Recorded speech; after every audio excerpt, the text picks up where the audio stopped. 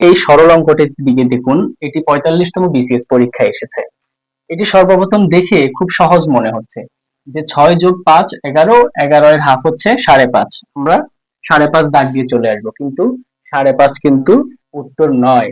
এভাবে ভুল করা যাবে না, বরং এখানে আরেক ভাবে করতে হবে। সেটা কি? 6 যোগ 5 এর মানে হচ্ছে গুণ 2/1। এরপরে আমরা যদি করি তাহলে 6 যোগ 2/5, কারণ 2 দিয়ে 5কে যেহেতু ভাগ যাচ্ছে না, সেজন্য আমরা গুণ করে নিলাম 2/5। এরপর আমরা পাচ্ছি 2 উপরে 12, তারপরে যোগ 5, 2/17 সমান 8.5।